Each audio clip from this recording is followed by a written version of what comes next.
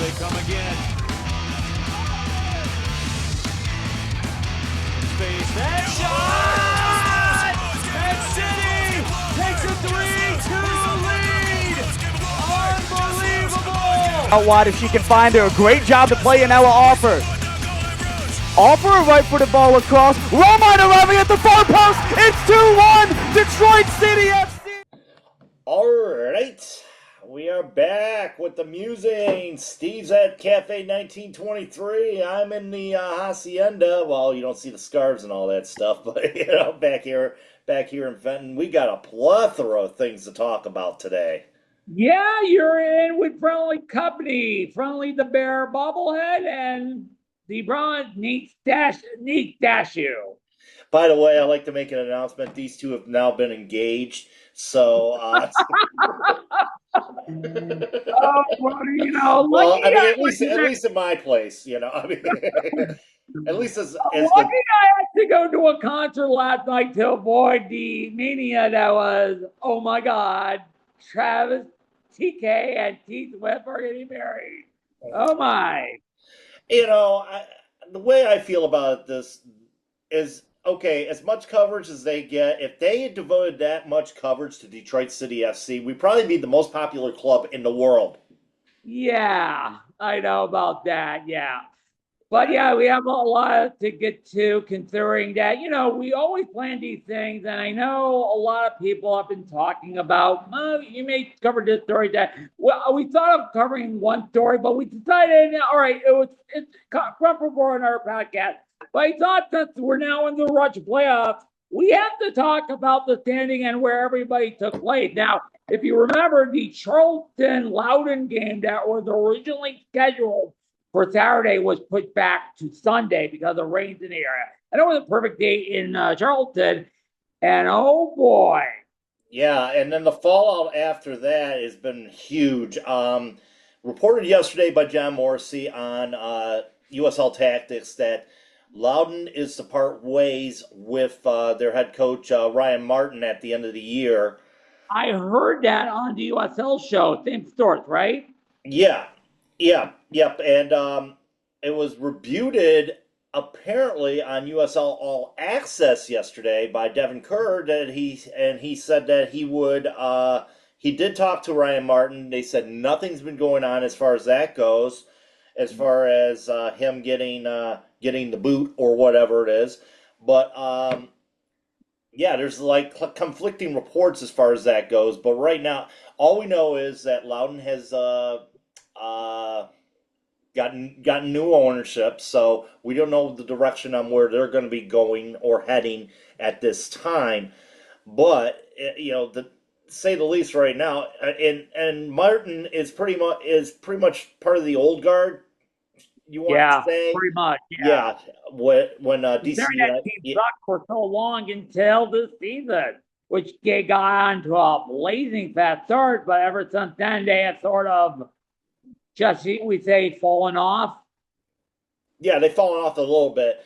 But the thing, and of course, we all know about that Athletic article that came out, talking about, players bringing, doing their own laundry and all that fun stuff, all the problems that they were having,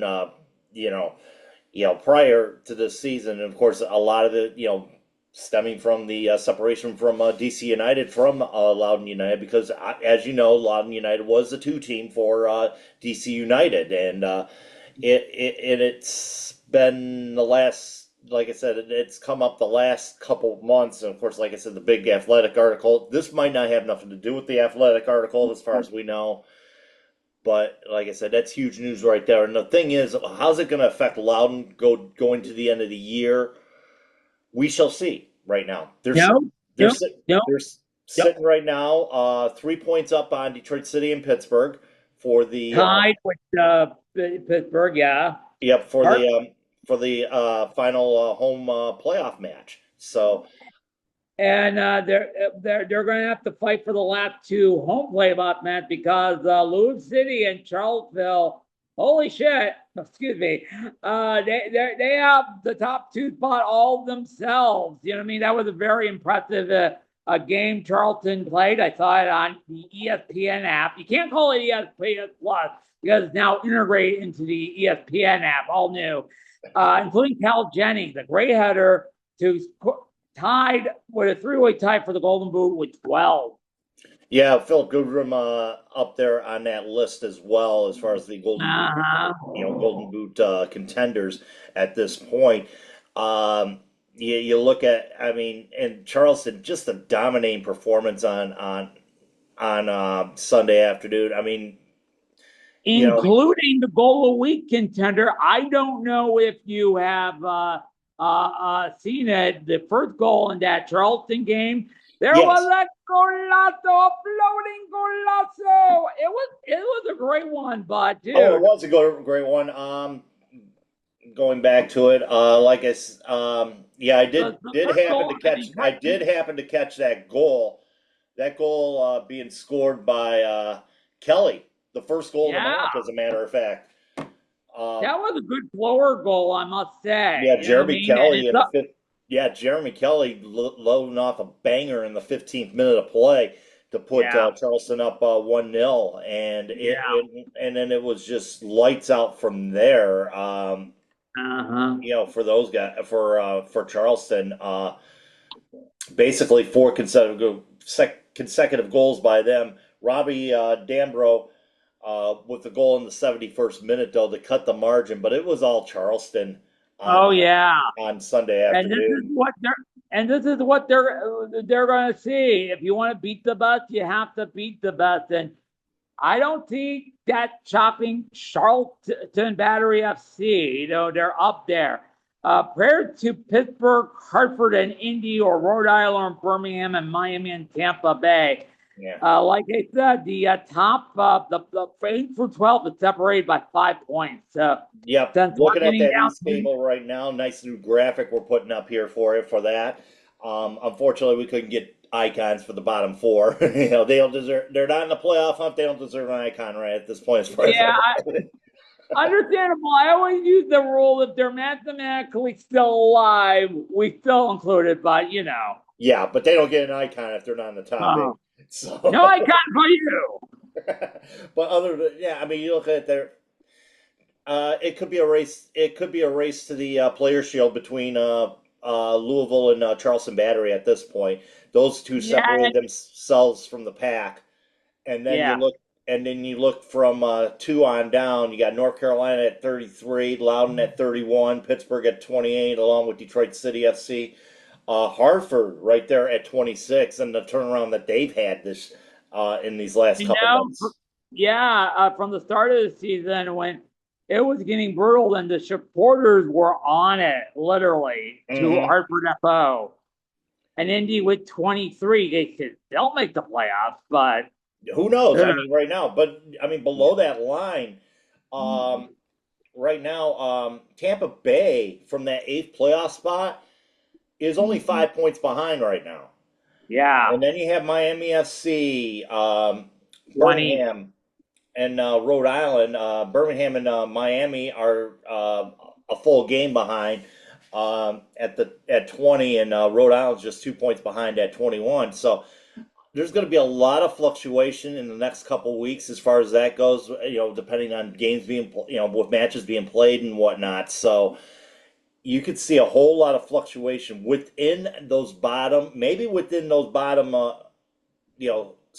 6 spots in the playoff table going through. I mean, you got right now, I mean, as I mentioned, Pittsburgh and Detroit City 3 points behind Loudoun right now for that. And they don't face each other for the rest of the season. Detroit have to wait to come see Loudoun home in a few weeks. You know what I mean? So it's getting nitty gritty. Now, I mean, who knows what could happen in the next couple of weeks as far as that goes? Because, home heavy schedule coming up. I mean, other than that game against New Mexico United, we got a lot of this stretch. We got Western Conference teams. The next stretch, 2 Western Conference teams this Saturday against San Antonio. Of the year. Okay. 2 Western Conference teams this Saturday against San Antonio, and then the last road game Lost West Coast road game against a Western Conference team, New Mexico. We don't talk about the Western Conference much because we're focused on Detroit City being in the Eastern Conference. But I tell you what, Tulsa FC or FC Tulsa is literally running away with the Western Conference. Right now is right now as far as them being a factor in the Player Shield. I mean, they're don't even consider them for that right now. It's a two-horse race between Charleston and Louisville at this point. But they are dominating. They've been able. All they've been doing is, I mean, they've been dominating the West. They've been dominating good at home. And when you put them down, they have a tendency to fight their way back up and steal a point or maybe a couple from you or steal some points from you because they are that tenacious and they are, they're that ruthless. And that's the reason why they are on top in the Western Conference right now. Now, from that point, it's another situation where now 2 through 12 could be interesting. How about let's go 4 from 4 to 12. Okay, 9 points separates the 4th place San Antonio, who we play this week, from the bottom, which is Las Vegas, sitting at 20. Okay, there might be a little bit more separation there as opposed to the Eastern Conference right now, where so much is, bunched up at the bottom right now as far as that goes, that it could swing 1 or 2 games either way. Right now, 9th place is Monterey Bay at 24 points. Orange County sits in the final playoff spot at 27 points. New Mexico right there with 27 points. Yeah. Lexington sitting in 5th at 28 points. So right now, you're looking at the next couple games here, which we are playing Western Conference opponents. You got Lexington sitting there in 5th. You got San Antonio in 4th. Our next opponent, San Antonio, is New Mexico after that, sitting at 27 points. Orange County sitting in 8th. That's the game following San Antonio for us at Keyworth Stadium. So a lot of, like I said, we could make hay as far as that goes. Considering our form as of late, we've won 3 of our last 5. We could actually make a say as far as where the positioning is going to be in that Western Conference by playing these Western Conference opponents. It could be a roll of the dice like we saw last year with Colorado Springs. And believe it or not, if the season ended, we could be looking at the second straight defending champion not make the playoff. Last year, Phoenix didn't make the playoffs, and oh my, can you believe that? Yeah, I think they're sitting right now. I'll go back to it real quick here. Right now they're sitting in 6th. I know. No. Phoenix is sitting at 6th. Colorado Springs is sitting in 9th. Colorado Springs right now is sitting in 10th. But right now they're 3 points out.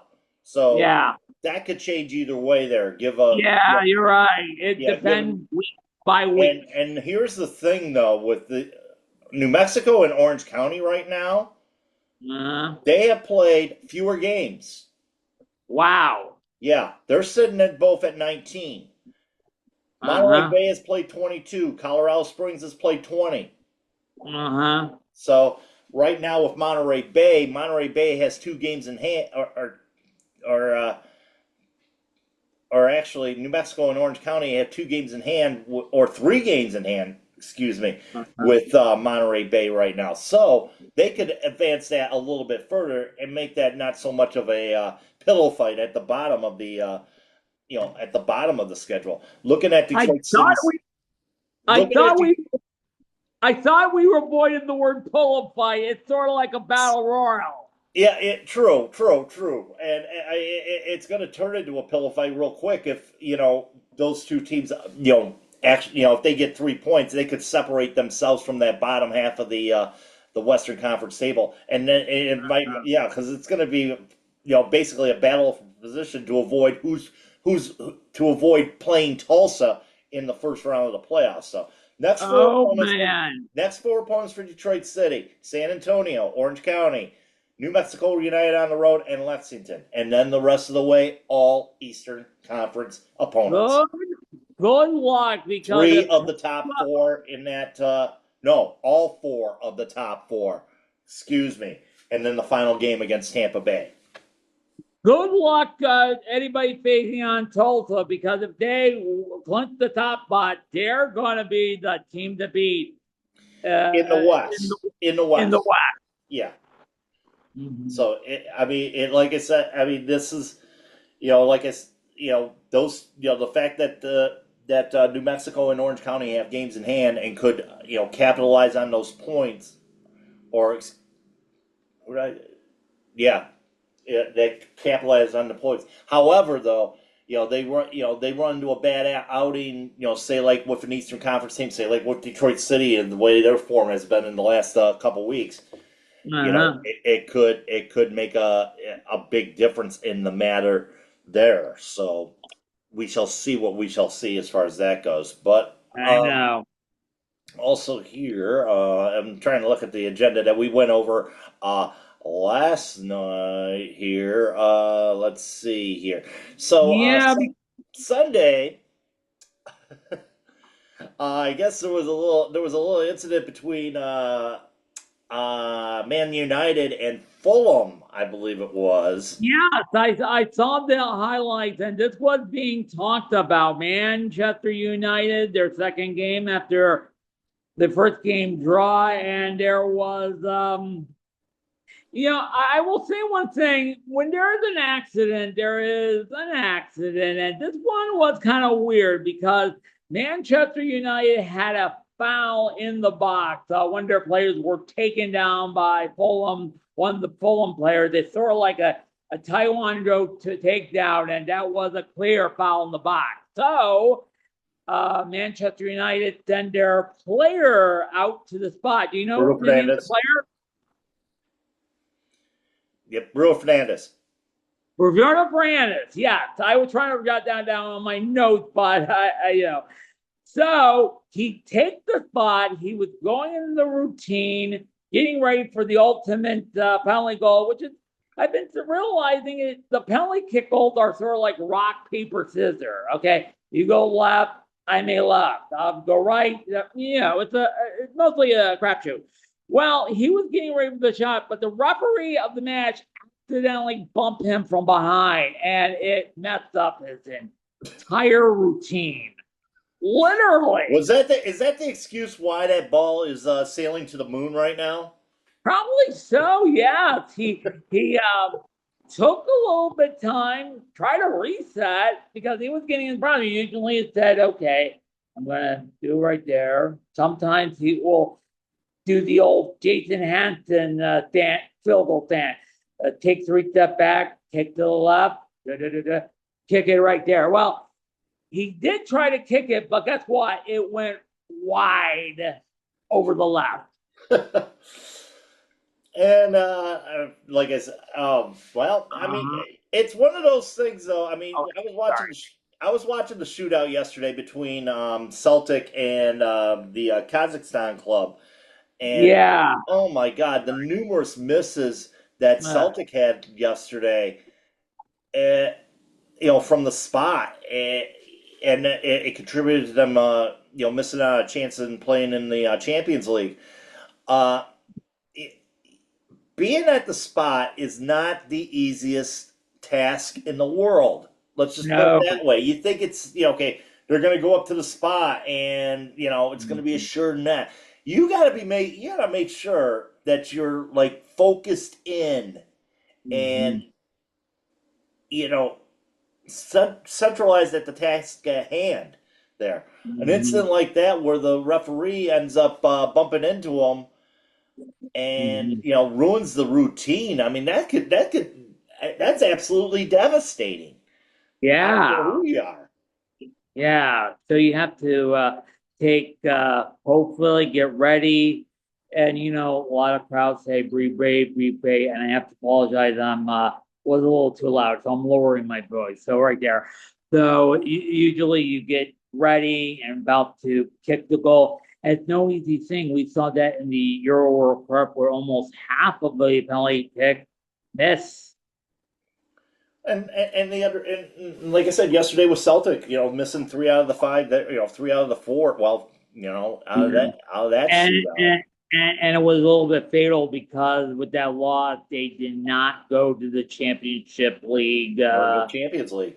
No, Yeah, it sucks. It really does. uh, I hated the fact that Celtic had to come in, had to go in via qualifications, the qualification stage instead of, just going straight into the league play like they did last year. And I was disappointed in that. And then the fact that they lose to a team, um, that was just hungrier, a lot hungrier than what Celtic was. And I mean, traveling I all the way to know. Kazakhstan for the match, it was, taxing there. I think there was only like maybe 200 supporters that showed up from Celtic that went to that one. So, Yeah. but it's a long ways. It's a long. It's a long away day. Let's just put it that way. It's like Yeah. the equality of us going to the West Coast. Ugh. Or to I New know. Mexico in that matter, like we'll be doing in a couple weeks. So, but And not only that, like I said, Manchester ended up with a 1-1 guy thanks to a Fulham own goal. So they're 2 points. But that penalty shot lost by Celtic is a big thing because you don't get extra revenue from, and I know it's a big deal because you don't get extra revenue $200 from the million home team.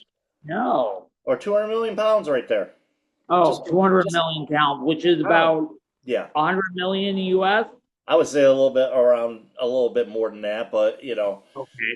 but yeah, that's money. That's money right there, and I Money mean, you're not going to see again this year. You know what I mean? probably not. Probably not. No. I'm sure they're going to get a stipend or a good stipend from playing in the Europa League. I mean, Oh, should yeah. they win Oh, that, that may be a um, that might be shall we say, a good compensation, but not enough. Especially if you're going to compete with the big guns in English football in this competition, it's hard to spend. And to be honest with you, the Scottish League does not make as much money as the Premier League. So wow. yeah, Kind of weird. yeah, it's just. Yeah, I mean, even though Celtic and Rangers are the two that make the bread in that league, it's just the fact that they don't make that. It really and truthfully they don't make that much money as compared to say like some teams in the English Premier League. So yeah. Just like despite a lot of home fans filling up their home stadium, that's a good chunk of impact for regular season match day. But yep, exactly. The European competition or the continental competitions are the way to go there as I far know. as that is concerned. So, but let's Can I give you some stadium news? Because oh, absolutely. like I said before I came here, I was getting ready to come here to record this, and I saw from who else, the Major Detroit, that Via Detroit City DCFC, FC and yeah, uh, they have released new renderings of their new stadium, but this time from inside the stadium. I don't know if you saw. I sent you a. I did too, and they look pretty neat. I mean, I like it that West Stand that they were. Oh, we have to talk about the West Stand, and here it is. It Yeah, looks very nice. That is coming off the freeway. I think, right? exactly. And it Yeah, but looks like you're gonna have like a bunch of suites there, some yeah, premium seating and all that stuff. And I believe that looks like some shall we say proper seating for the players. I know. Kind of like kind of like what you would see, watching the Premier League or whatnot. Instead of having the Yeah, overhead dome type deal, you have like a I know. proper seating area for that. It looks pretty nice there. Looks pretty. I know. But I want to say, if you could zoom in on that little center corner, that's what there is an actual working, functioning press box. Yippee! That means Neil and John, who do the games on CW50, will be happy. They're going to be safe indoors. And you know what? And the thing is, though, it's a lot bigger than what that press box. And you've been in that press box at Keyworth. I know. I've been there. I'm going to do it today after I tape this. It is small box, not large, not big. You know what I mean? It's an old school press box. We did expand it when they came to Keyword, but like I said, it's not. But the new press box looks nice, and it's not only for John For pretty much all media. and And if they want to, I'm thinking if they, venture the route of having a Spanish language crew do games, that would probably be feasible. And also, local media and all that stuff, areas for that as well. So a lot of things to look forward to as far as that goes.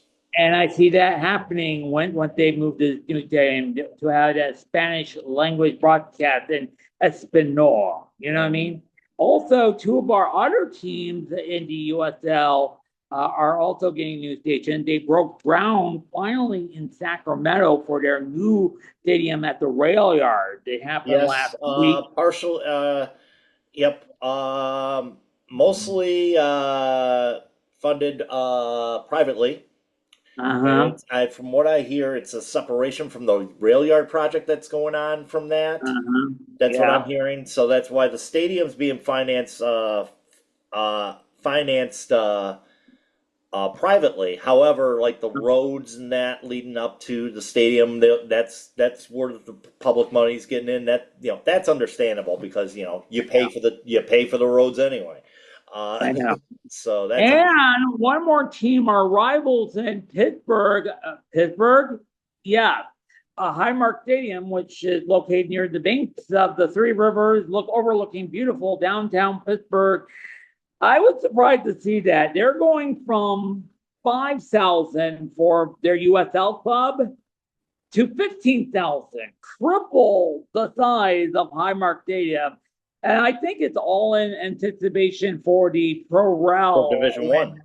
Yeah. And I mean, that one is basically that's a mixture of public and private funds being done for that project or that remodel that's going to be going on or taking place in Pittsburgh.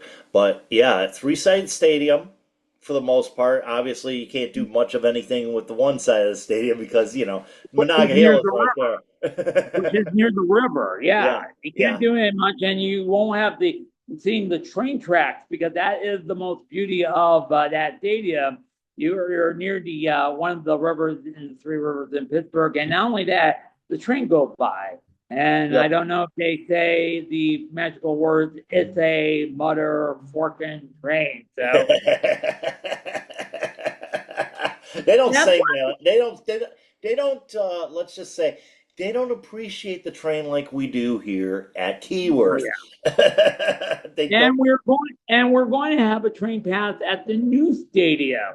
Absolutely. There is going to be a sight lines to that train for sure. As obviously, it runs, right into where Michigan Central would be. So yeah, you're going to see a lot of train traffic in that area. And of course, yeah, that bridge on 20th Street. Yeah, that's a railroad bridge.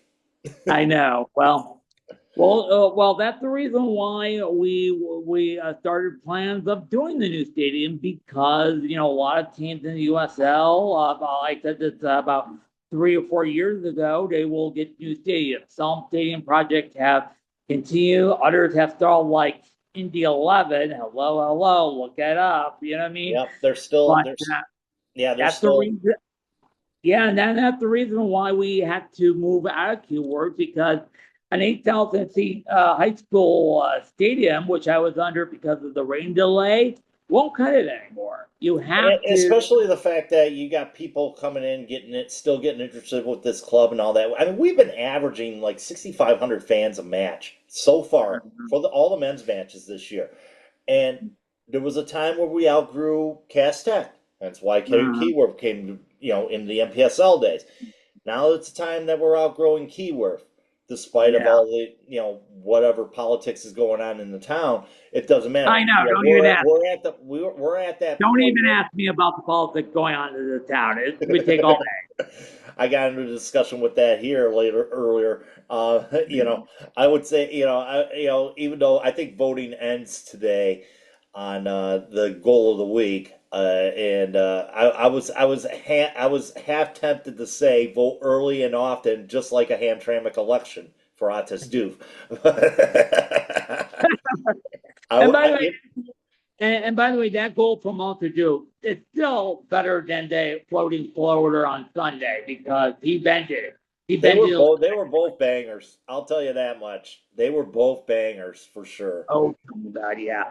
Let's see. Oh, by the way, one more thing. Matt Shelton, he been named Player of the Week. One of the Team of players. the week again for team of the week for him, and there was a couple other honorable mentions I believe on that team. Yeah, Carlos Sandell, another clean sheet on his record. He was on the bench, and one other player, can't remember. Man of the match, one Ryan Oh, Williams. yeah, Kobe Hernandez Foster. Yes, Oh, Kobe Hernandez Foster was on there too. yeah, I wouldn't doubt it I because know. He's the been way a he's been spark plug playing the for us last. for the last 3 weeks. Mm-hmm. And he Yeah, will be trying to get us in the playoff and hopefully play a probably key part in the playoff that's what we're if we qualify. that's what we're hoping, coming out of this deal. So, but yeah, I mean, shout out to all those guys making it to the team of the or honorable mention to the team of the week. So, all right, I don't know this. Can we give a couple of red cards? I'm afraid that this World Cup is turning into the 1936 Olympics. Yeah. Oh, brother, I'm a little embarrassed.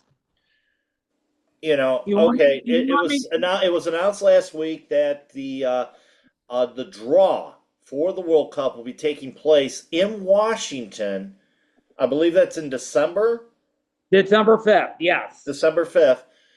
And it'll be taking place not in a lot of people thought it was going to take place in Las Vegas, and That was originally scheduled to be in Las Vegas, but guess where it's going to be held? Dallas location. Kennedy Center in Washington. Run by Taco Cafefe. Oh, brother. If this thing turns into the 1936 Olympics, we have no sympathy for any person wearing that MAGA hat because you brought this on yourselves. Yeah. I mean, I hate going political on that, but let me say this. Those who fail to learn from history are doomed to repeat it. And then, unfortunately, we're repeating history, unfortunately. And with all the stuff that's been going on right now, obviously, you've heard about the military, I would say, takeover of Washington with the National Guard and all that stuff. Yeah. Possibilities that there's going to be same type of deals in other key Democratic cities such as Chicago, New York. We live in scary times, folks. We really do. Yeah, I'll tell you the truth. I'll be very honest. I tell you the truth. I'll say it again. Last 3 weeks, reading the news on my feed and all that, I hate to say it's depressing. Mm-hmm. It is. It is. It is very depressing. And the move, I think, to move the draw to the Kennedy Center, like I said, I'm seeing eerie shades of 1936 Berlin all over again with the Olympics. I remember. The World Cup has become bigger than the Olympics. We got Olympics happening in 2028. Yeah. In Los Angeles. Oh, brother. I mean, it's scary, and a lot of people see the United States right now, as a pariah in unfavorable sentiment. A lot of countries do right now, just because of the people who are in charge. Yeah. So here's my question, and I'm going to keep it an inside voice because I'm in a coffee house here. Why the hell Johnny Infino, the president of FIFA, go along with it?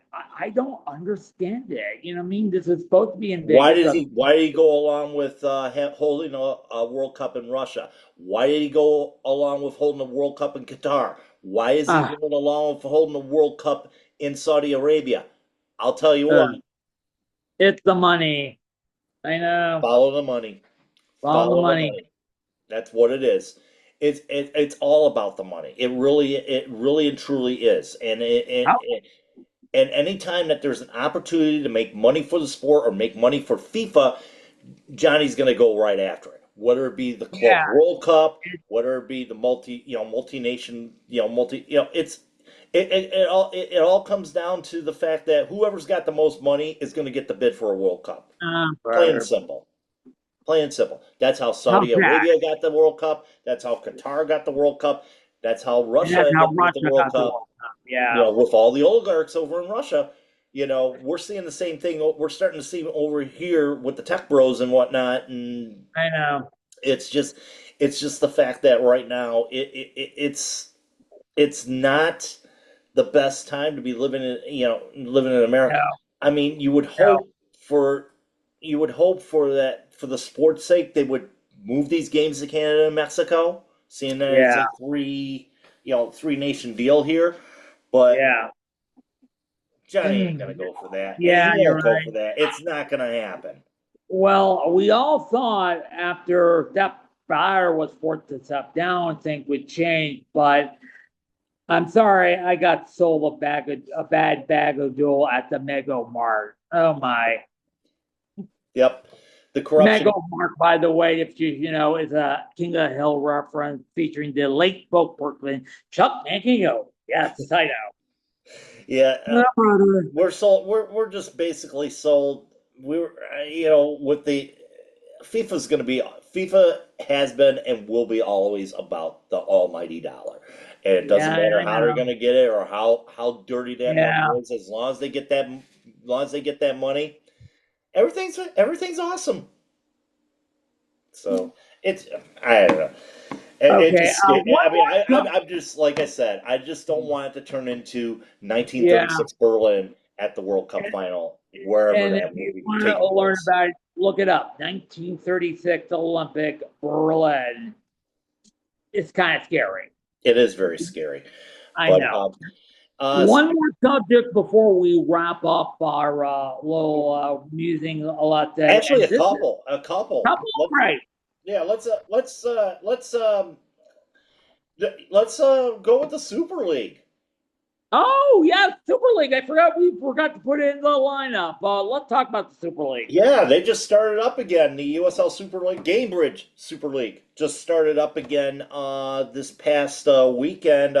Four matches for this weekend. They got four more matches coming up this weekend as well. So, like I said, it's a second year of the league, new team this year, Sporting Jacksonville joining in the mix now, making it a 9-team league this year. All the Uh-huh. games can be seen on Peacock, and many players, and this is the only spring or fall spring league in all of U.S. soccer right now. So Division I league. So you're not going to see like the big stars, like even though they have been playing.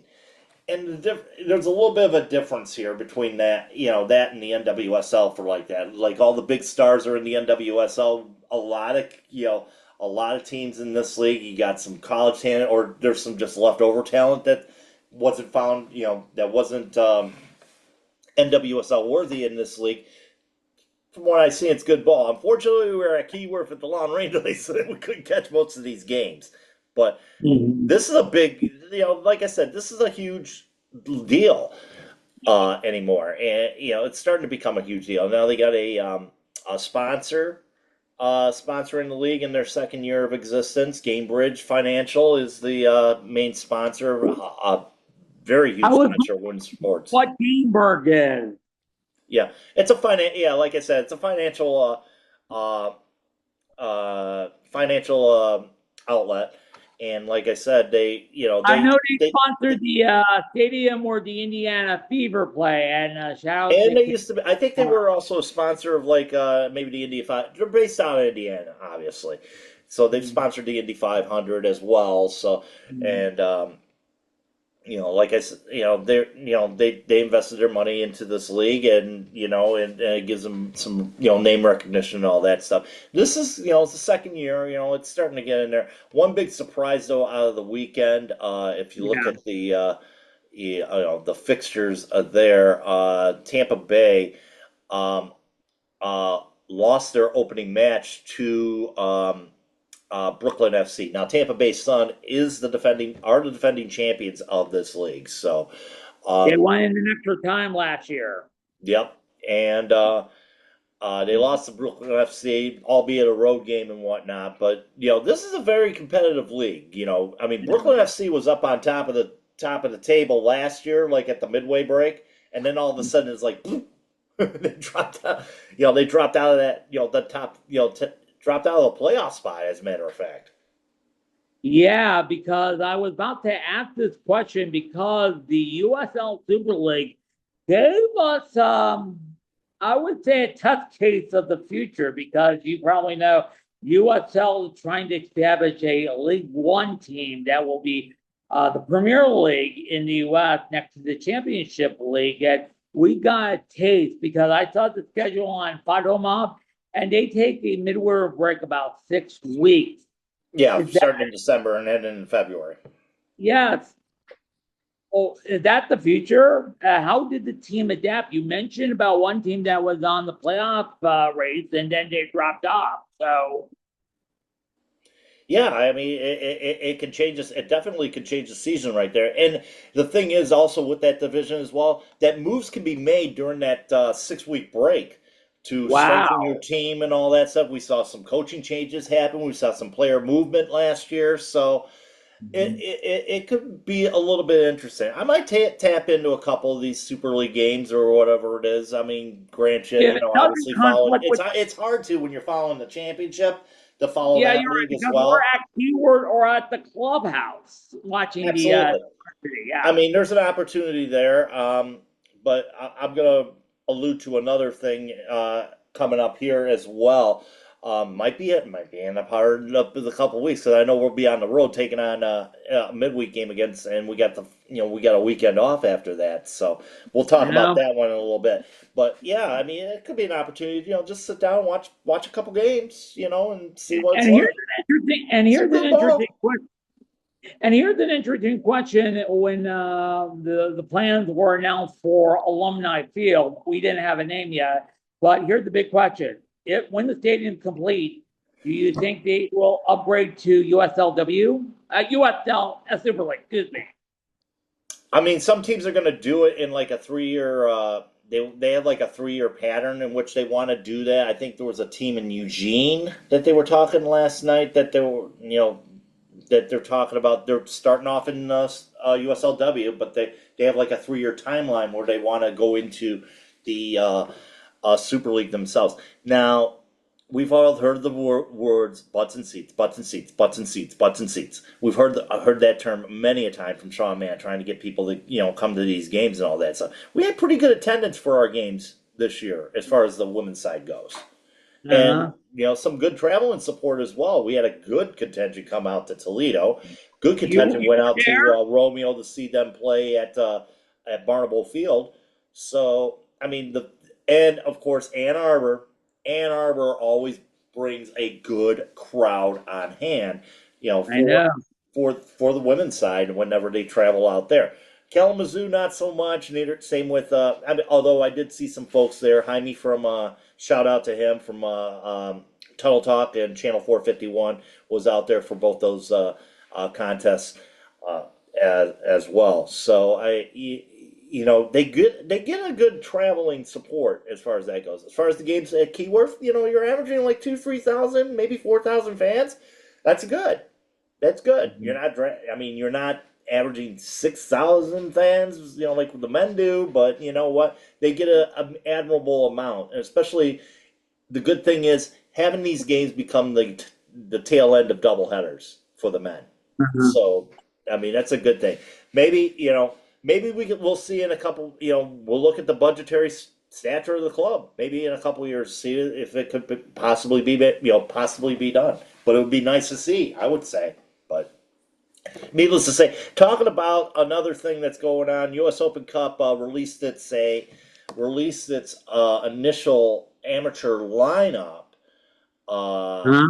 this past week, and I saw an interesting name on there. Who is that? That would be one team known as Detroit Metro FC. Yes, if you remember that you covered the DCFC.2 game, and it was held at the Detroit Metro FC complex in Brighton, right? Oh, at Legacy Center, not Detroit. Like, Yeah, yeah. So, a little background: Detroit Metro FC. I think they're based in Livonia, but they play their games in Brighton. But I'm not gonna. I'm not gonna. But what I think it's like the remnants. I want to say the remnant of Gold Star. oh, the team that was in In Nissa Nisa for 1 for year, one season, and and they we had their faced issues with their stadium And we faced situation. we faced him off in the U.S. Open Cup with Roddy Green on the other side, former DCF Absolutely, player himself. Yeah, his yeah, dad is really great, by the way. yeah. Oh, yeah. Oh, Rod. Shout out to Rod, uh, good friend of ours, or good, yeah, good, good companion of ours and whatnot. But yeah, that's the. I mean, like I said, with the Open Cup, like I said, it's going to be a little bit different this year. Or not a little bit. I mean, I was reading on the Substack report or from Beyond the 90, I believe it was Beyond the 90 that had that they were the only Michigan team that was participating in the amateur portion of this. That's what I hear. Okay. I heard that maybe a couple other teams might be involved as well as far as the amateur portion, but that first round of competition that's coming up will be the weekend of September 13th and 14th. It'll be interesting to see whether whether Detroit Metro FC is going to be hosting a game. That might be something I might want to attend. I mean, I wouldn't mind. And where are we seeing him again? Brighton. Yeah, it would be at the. I'm sure it would be at the Legacy Center in Brighton. Now, reportedly, That's way off my bus route. I'm sorry to say. it's not that far from me, obviously, from here in Benton. But the thing is, though, with that, I mean, yeah, it's the amateur portion of the competition, but that's a huge thing for a first year club like that to be joining into that. And of course, you remember the early days, Open Cup competition with Detroit City FC. I understand, we never had a fall season No. up until we went professional. We never had a fall season. But now I guess Detroit Metro's got a fall season coming up themselves in UPSL. I haven't heard anything as far as Detroit City goes, as far as that. In our case, it's kind of hard because, trying to get the college kids in there to play professional ball in the fall, not that easy. You're right. Or not professional ball, but trying to play amateur ball in the fall, not that easy. It's a no can do because a lot of kids are in college. And the college season is in full swing right now. So I know. it's gonna be interesting how they're gonna get the roster, but I'm sure they're gonna get it done. And hopefully, best of luck to them. And like I said, if they make it through the amateur stages to a point, they could find themselves in the fourth round of the competition, or what is it? It would be, or the first round proper of the competition. Okay. Taking on teams like, some MLS sides and whatnot, and maybe some USL Championship sides. Possibly us, because Metro AT and Detroit City are close, for God's sake. Possibly us. That's, who knows what the rules are going to be for next year. I mean, this year was different, with the top four teams from each conference hosting in the third round of the competition. I see. All right. So we shall see what happens there. One One more more note thing. before we wrap this up in a bow. Usually, this is going to be a different sport, and I'm going to take you back. And I was kind of surprised it happened almost 26 years ago. And I'll mention this part of a big story last week. Remember Bobby Valentine, who used to manage a lot of major league teams, including the New York Mets? Yes. Well, back in 1999, they were in a long extra inning game, and he was arguing balls and strike, and he was ejected. Probably one of three sports in all the five major sports you can ejected for arguing something. Basketball one, baseball the other, and soccer. Yeah, they do eject coaches in soccer either a straight red or yellow for saying some magical words we can't say. Well, we could say, but well, Bobby Valentine was ejected.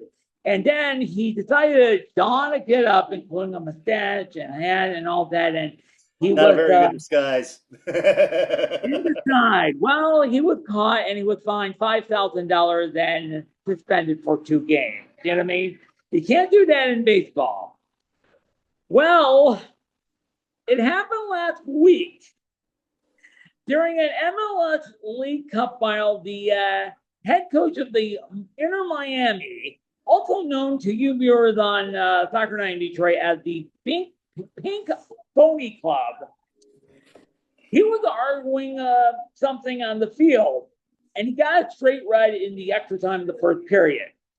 And as you probably know, when you're getting ejected with the red card, you go in the locker room, let the assistant coach take over, and everything's good, and you could talk to me afterwards right there. Well, the coach, whose name kind of escaped me, well, he showed up behind the Miami bench, 20 yards behind them. I need to talk to you. You need to move this player here, move this player there, move this player there. Blah, blah, blah, blah, blah. My actual reenactment of the thing. I'm talking on the Apple iPhone. He actually, he was sitting behind 20 feet away from the home bench, and he was using shouting his out phone directions. Yes, you directed to his assistant coach, and I'm just saying, huh? You've been ejected instead of watching the match inside the locker room and talking to me after what happened and all that. You sit behind the bench. It's not the first time that's happened. It probably won't be the last time that's happened. He's going to be sufficiently suspended from Leagues Cup play for doing this because it's a different competition. It's a different competition, mind you. And if this happened, I don't think he'll be available. I don't think he'll be available for the final or the semifinal or the final. And by the way, the semifinals are tonight. Yes. Mm-hmm. And like I said, this has been the biggest, I would say, howl this week because honestly, you should be looking your assistant coach like taking orders on the phone. Hello, is this on? It's just like.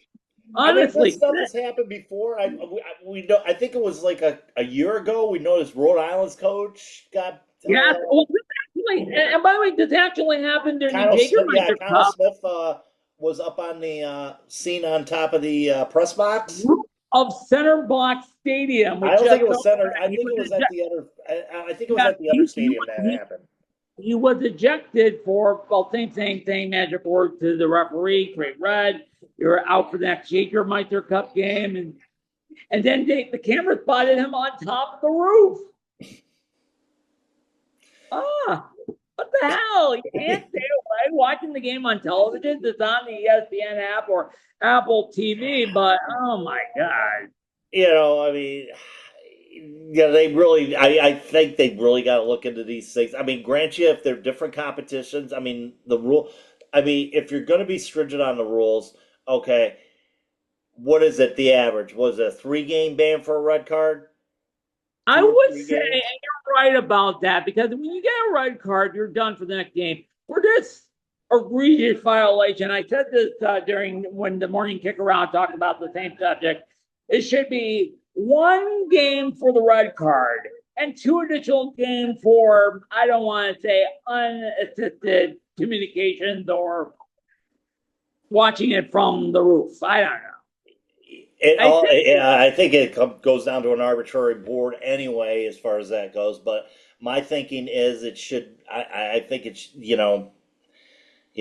I don't know. It depends on I mean, I think the reason why they're getting away with this stuff is because these are competitions where you have a limited amount of games to play, and I know. you could probably and some of these are one and done situations. Like I mean this case took place in the knockout stages of the Leagues Cup. So Yeah. I don't know. But I, now I we would have say I would say if they have to carry over, it'd have to carry over to the next match of that competition the following. And we've seen it happen in the Open Cup. Where like I think didn't George Yunkai end up I with a red remember card that or something well. like I that? remember that well. I remember that well. It almost turned into chaos, literally. Oh Yeah, he my. ended up with a red card, and I think he was suspended for his next match in the club's next match in the Open Cup or whatever the hell it was back in the day. So, back in the day. I mean, I haven't followed this thing this long, but I heard about the old George incident. I know. So, I mean, it's Well, depending on the competition, with the regular season, 1 and 2, 1 game for the red card, 2 for the next game, and if you're in a cup competition, it's depending on how much. Because you're right, Digger Muncher Cup, the winner will play 7 games, 4 group, 3, and the same thing with the League Cup, what nobody's watching anyway. No,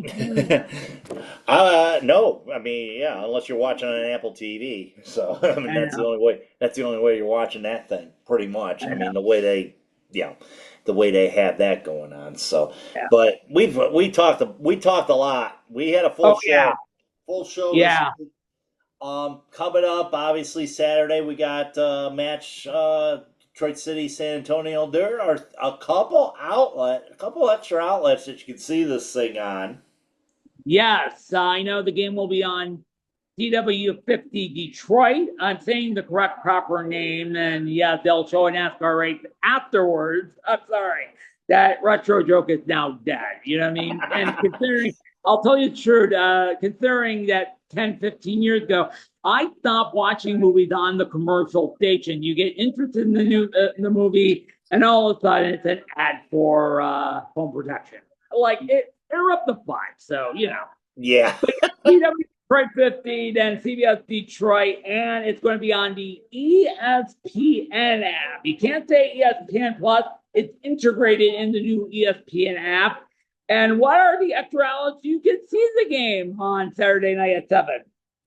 Actually, you can hear it on the Sirius XM app, not Sirius XM channel 1 FCM channel 157, but on the Sirius XM app. You can listen to the game on there, and I'm pretty sure, and I've heard this happen many a times, listening to USL matches on Sirius XM, they would use the audio from the home team's broadcast on there. So you get to hear Neil Rule. You'll get to hear Neil Rule and John Krieger, of course. If you listen to it on the Sirius XM app. So if you're driving around and you have the Sirius XM app, nowhere near Keyworth or whatever it is, you can listen to the game on there. You can listen to any of the games in the game of the week on plenty of soccer talk on Sirius XM channel 157 or the Sirius XM app. One of these days, we're going to have to invite Neil Rule as a guest on Soccer Night. I would love to have him. I would absolutely love to have him here, especially a post match or whatever it is. Big D. Yes, he's busy all over. Big D injury, prepping for the match, and all that. I had him on there. I had him on there last year. I'd love to have him on there again. The invite's always open for the GOAT, Neil Rule. I know. Well, let's wrap it up. I'll say I will see you at the Wooden Desk, this time for real, on Labor Day Saturday. Like Yes. I said, we posted it 60 minutes before game time, and boy, it's going to be a blockbuster on Saturday. Fifth Should be place a in the should be a good matchup between both San Antonio. I mean, they're really close as far as the points go, and like I said, I mean this could be a battle, and could be thing to shake up the Western Conference. But on and Detroit I'm City's taking end, notes. And I'm taking notes, Metcalf. Yes, sir. Yes, sir. And this is going to be one of the. It's going to be one of the matchups because I think that you think that this could be. We're in the stretch run. We're in the stretch run right now. So it's. I mean, The rush it's to the ball. playoffs. The Four push. teams will be eliminated after the end of October. Yep. The push to the playoffs is truly on, and we'll be there with you on Saturday from the Key. With the whole smorgasbord, Soccer Night in Detroit, team news, and after hours from the Key on Saturday afternoon. So until then, folks, for Steve over in Hamtramck, say hi one more time. Hello. And this has been Mad Cat. We will talk to you on Saturday. Until then, folks, keep your feet on the ground. Keep reaching for the galaxy.